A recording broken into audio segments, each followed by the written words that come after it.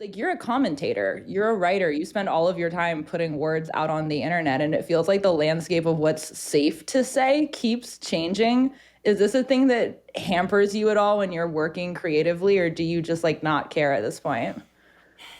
It's a good question. I think it's something that all people who are doing any kind of public work these days deal with. But I think canceling has jumped the shark. Like, I gotta be honest. Like, there was like a period where it was like something that was unforeseen, and like you could and people still get in trouble for like truly egregious things. But at this point, like, isn't everyone canceled? Like, didn't we just cancel everybody? Like, I remember when I heard that like they were trying to cancel Barack Obama, and I was like, all right, that's it. Like, this has truly jumped the shark now. Like, you've really lost it, right?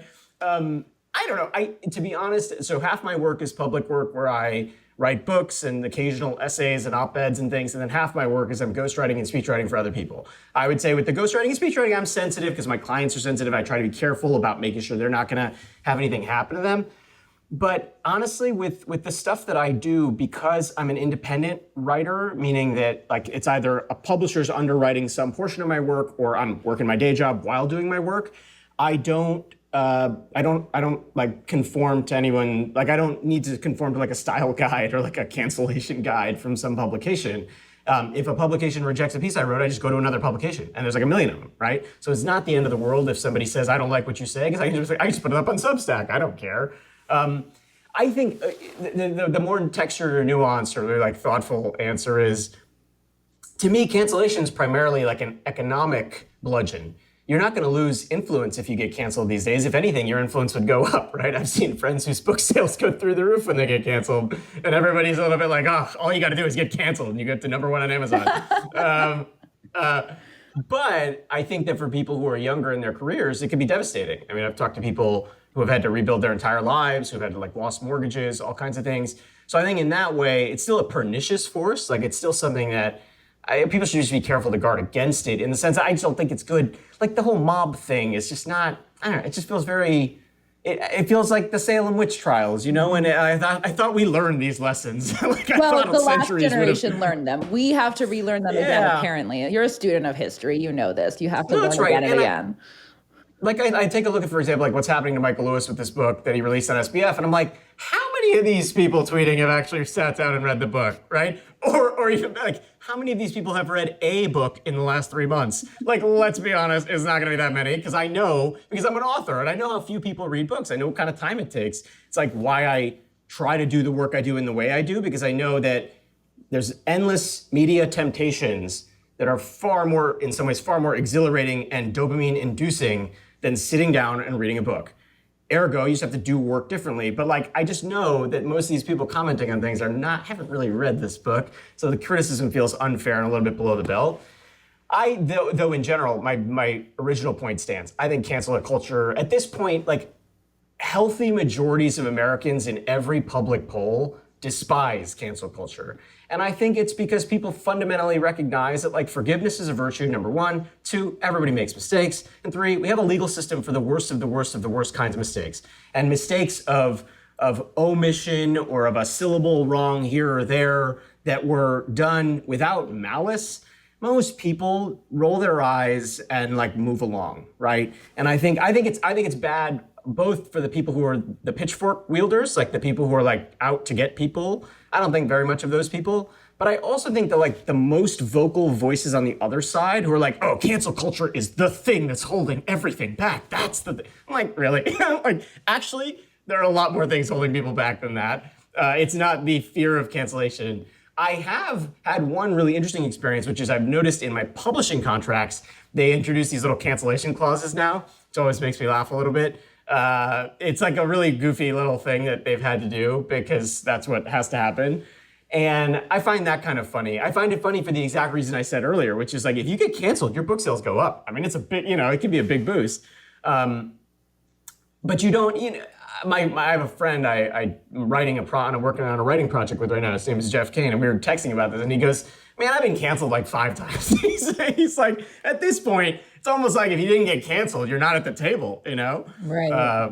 But I will say, where I don't mean to be so glib about it is for people who are not independently wealthy and who lost like jobs or healthcare as a result of something they did that was not malicious and their organization caved. And I think this is like especially true at universities, right? For all various reasons that other people have gone into further than me or deeper than me. Those are really unfortunate stories. Like those stories actually do kind of break your heart. Yeah, I think I almost see cancelization as occurring in different buckets. There's like different types of effect for people who, like what you just described, they lose a job, their ability to be reemployed in their field goes away. That's really devastating. That's really unfair. There's a different type of cancellation that I think happens among people who make a significant part of their living, or at least a significant part of their ecosystem exists within the commentary world, where it almost becomes a badge of honor, like you said. Like, if you don't get canceled, are you saying something interesting? And this is the thing I think a lot, very philosophically. Like, I'm not important enough yet to get canceled. Nobody cares yet about what I'm Give saying. it time, Hannah. Cancellation will happen to you too. Well, I think about this because there are jackets and a membership card. It's wait, you get a jacket? Nobody told me about this. It's actually a jacket with a letter with a red A on it. It's an homage to Hester Prynne.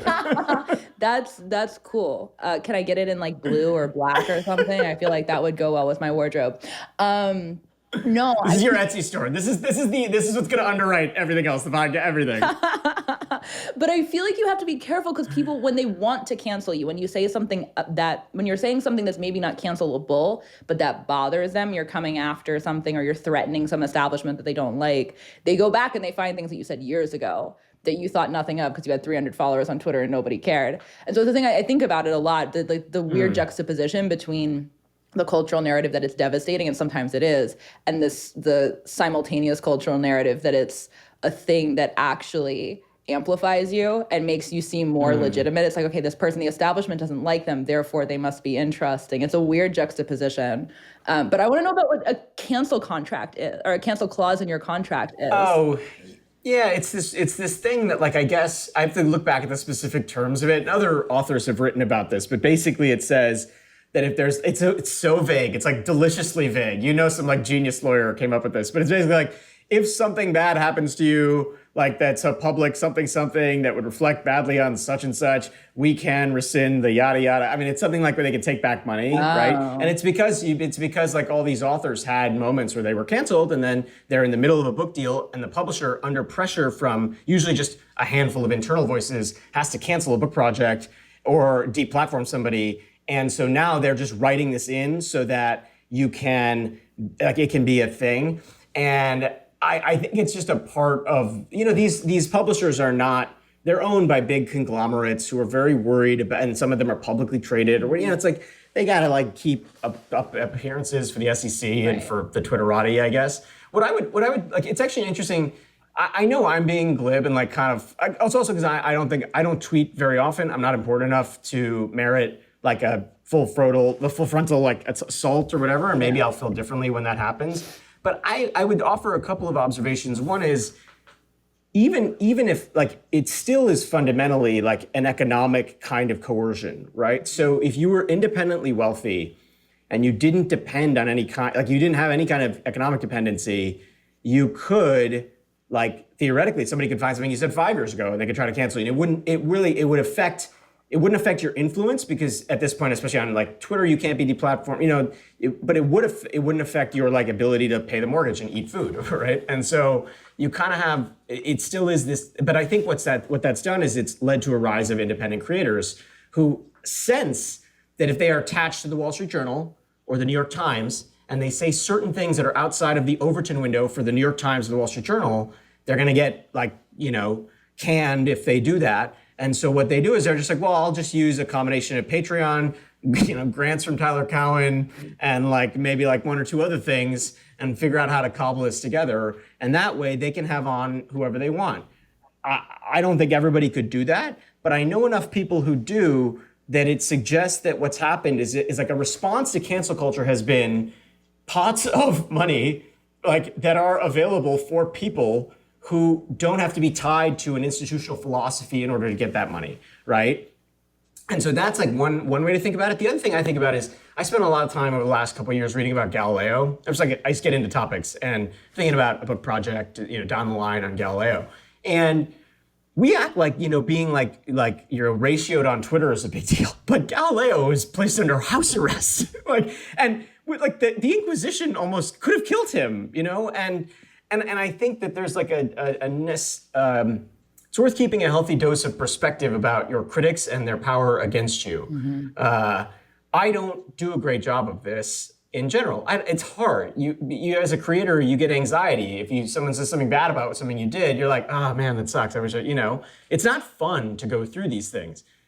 But you're not being tried by the Spanish government.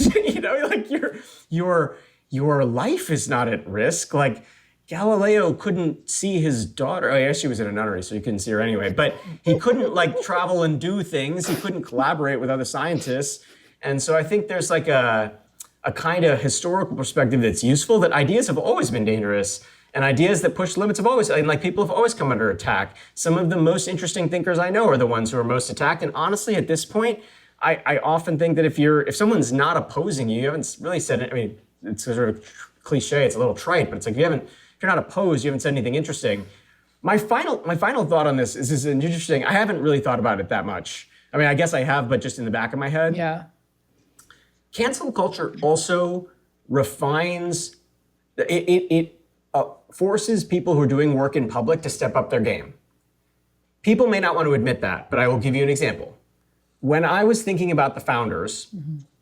I was thinking a lot about the fact that some of the people I've been writing about are enemies of this or that political faction, right? On both sides. There's very high profile people who are within that group, the founding employees of PayPal, who are loathed by one or another side of the political spectrum.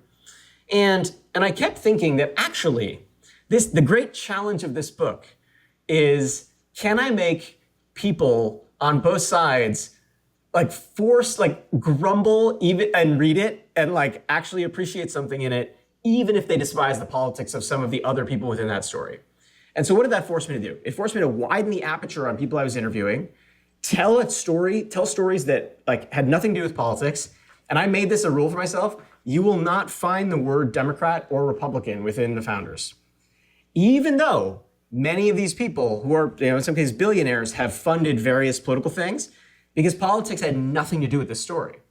And so in a weird way, I was anticipating a punch, like in boxing, but I was also thinking about how to make the project more interesting as a result.